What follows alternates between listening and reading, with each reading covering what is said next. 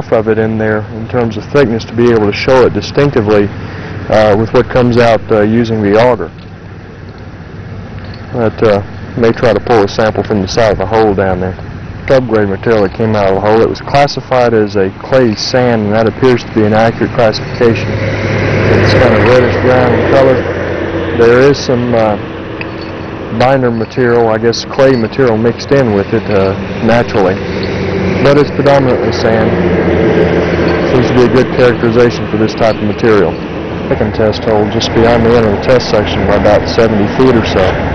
And to show a shot of the materials which came out of the hole, this is the asphalt concrete which was augered out, and we're getting into the soil aggregate layer underneath that, which is a bit more visible here than it was back there. You see the reddish soil material and you see the aggregate mixed into it.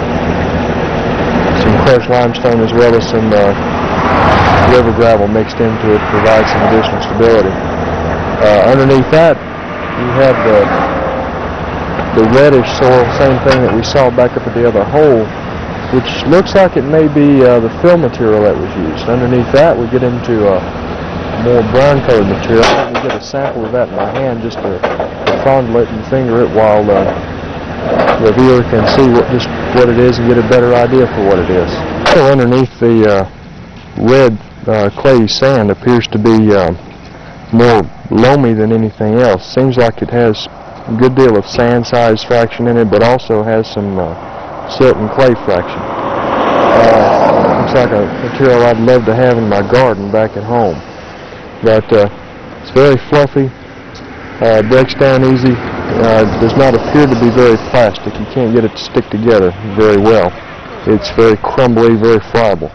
Right now what you're about to see, that's one of the main types of trucks that we see rolling down here. You see another one up ahead of him hauling logs on down to the pulpwood, to the paper mill or whatever down south of here. Getting back to the test hole that we have,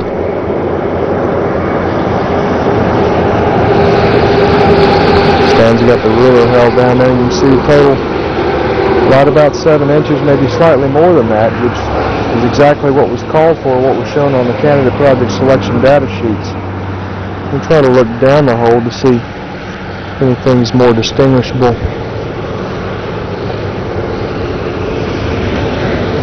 Just due to the lack of light, it's hard to see anything down there, although it looks like you might be getting something pretty good on here.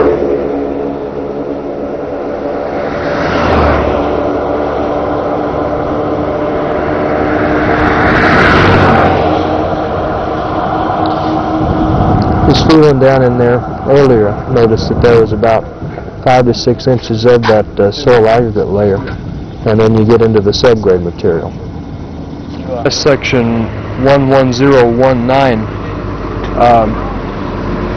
identified 7 additional candidates for test section in the southbound lanes on up ahead of us.